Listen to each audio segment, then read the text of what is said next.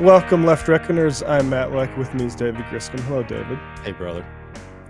Hello, and joining us once again is Thomas Kennedy at Tomas Ken. You can find him on Substack, and also he's the host of the podcast Why Are We Like This?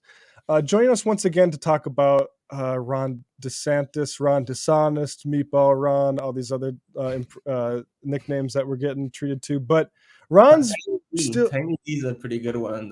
Tiny D. That's right. That is probably the best one, actually. I've been seeing Rhino Ron gain some popularity here in Texas too, which is an interesting one. But I like Deep State Ron, but I haven't got. I want my goal is like for Trump to have to say like some people are calling him Deep State Ron. That's not mine, but some people are saying it.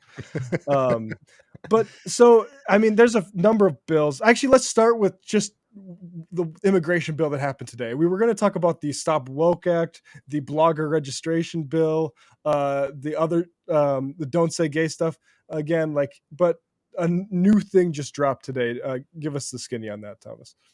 Yeah, so as I was telling you, this is like the Death Star of anti-immigrant legislation. I mean, I work on an immigrant rights space, and I don't think I've ever seen a more extreme anti-immigrant bill filed at the state level. So, it's part of a proposal that was, recently unveiled by Ron DeSantis, through his official capacity from the governor's office. So, it was written, at the highest level of state government here. And what it basically does is that it, first of all, it violates HIPAA law by mandating healthcare providers to disclose the immigration status of patients.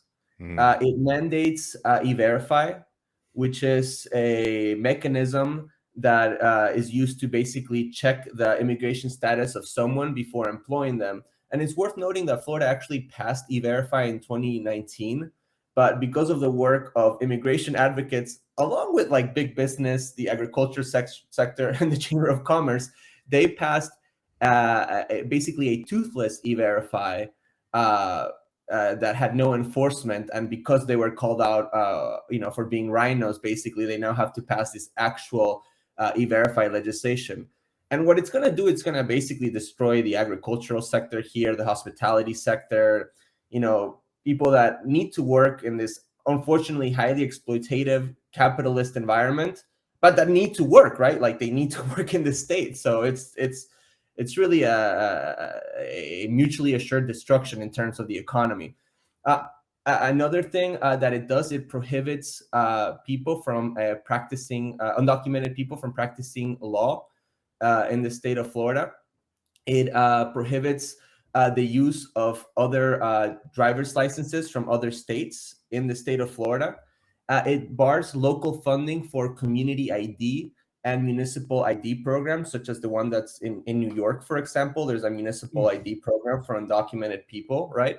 Although you guys also have now driver's licenses for undocumented people. We do not have that here. If you're undocumented in Florida, you cannot get a state level ID or driver's license. So these municipal or community ID programs are really, really crucial because it's the only sort of identification that someone can get. And the worst part of the bill, that's a civil rights nightmare, is that it creates a third-degree felony punishments for what the bill calls harboring or transporting an undocumented person within Florida. What does that mean? That means that your undocumented family person, your undocumented friend, coworker, whatever the case, if they're in your home and someone denounces you and the police comes, immigration comes, and you're found out, you are liable for a third-degree felony. If you get pulled over driving with somebody, that's undocumented in your car, potentially you could be liable for a third-degree felony. So this is really, really serious stuff that's happening in Florida. I mean, those sorts. I don't want to invoke the fugitive slave laws, but like that sort of thing, like it does seem like, I mean, the way we're turning our populations as to sort of, arms of the state oppression, and it's just ridiculous. Like the one thing he's not doing is saying harsher penalties for the capitalists that are exploiting like immigrant labor. That's particularly like you say, like the ID stuff that just keeps people in the shadows, so they're able to be exploited even further. Yeah, in fact, I worked to establish a lot of these community ID programs in Florida, in counties like Miami-Dade, Broward, Palm Beach, Alachua. And we had to work with law enforcement, because it's ID programs. They're just not getting passed if you don't have buy-in from police and those type of entities.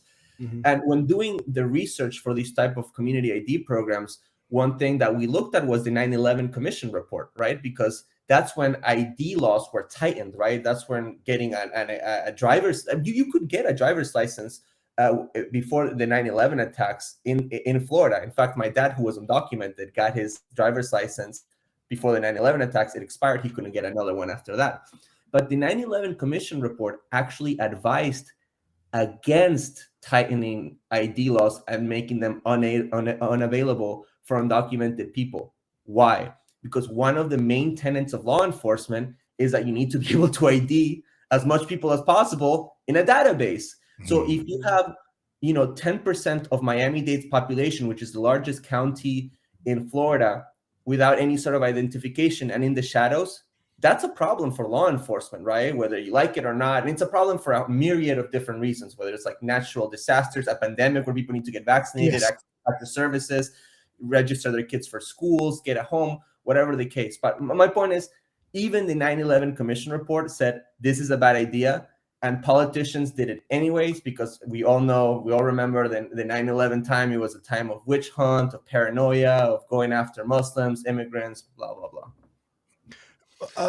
On this, like, I know, it just came out, so it's hard to sort of predict, but maybe for folks like who aren't as familiar with what's going on in Florida, I mean, what's your sense of like the likelihood of something like this passing, like the sense of like the Republican coalition in Florida right now and sort of being in lockstep with DeSantis and this wing of the Republican Party?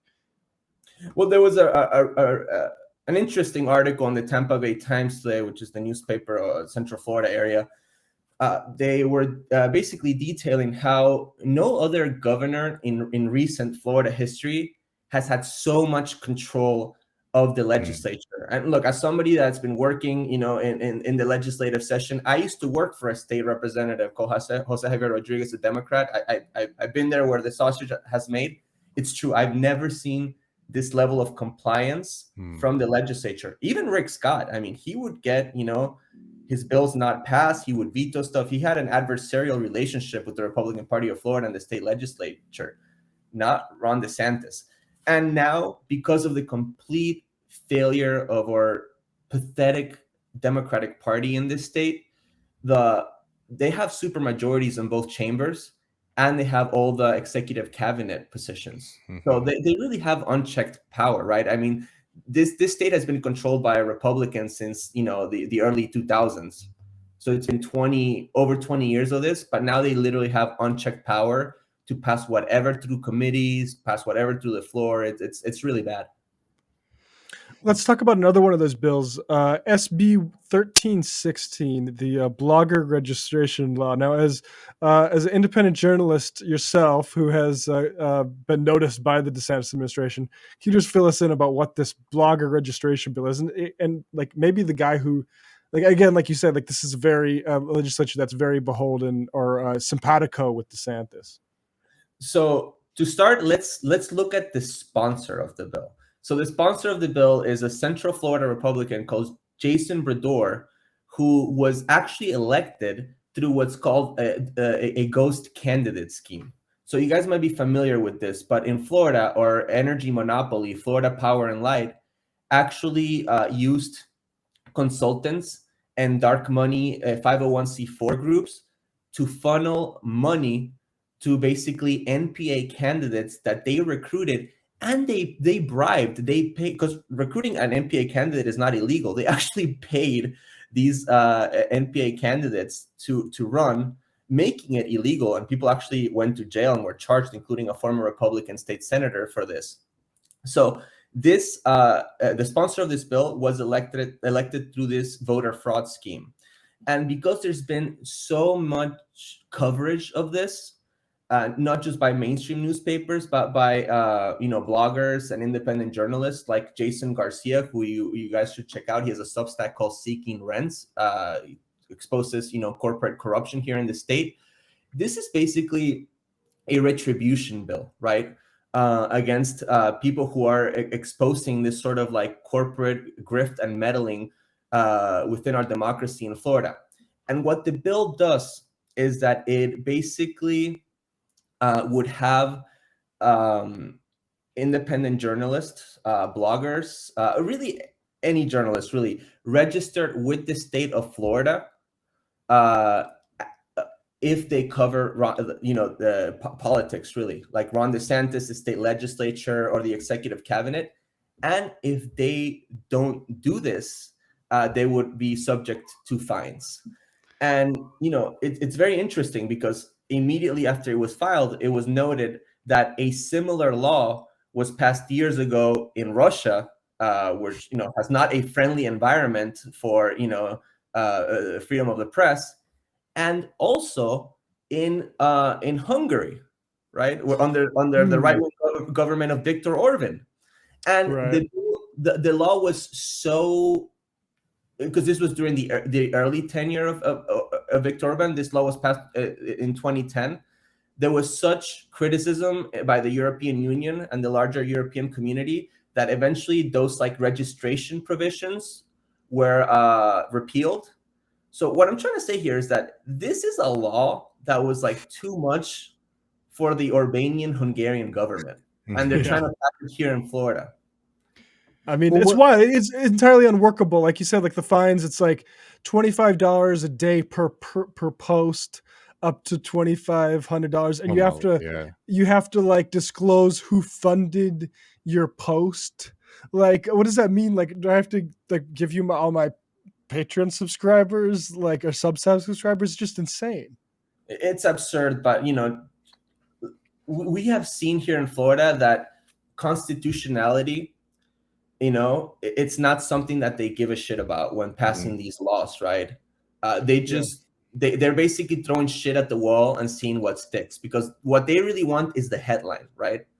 They want the headline and they want the attention. And look, hey, if a conservative court and some crazy ass right-wing judge makes it stick, or it goes all the way up to the Supreme Court, which we know is a conservative court, gives it, the judicial president, great. But they don't give a shit. They're throwing shit at the wall, hoping it sticks, and just getting that sweet gratification of that headline. Well, I mean, they really can't lose. Sorry, David, just real quick, but they can't lose the way, like, if the Supreme Court verifies it, then they have a permanent-ish win. If they throw it down, it's like, look at where's fighting the establishment on this stuff. It's a win-win for them, unfortunately.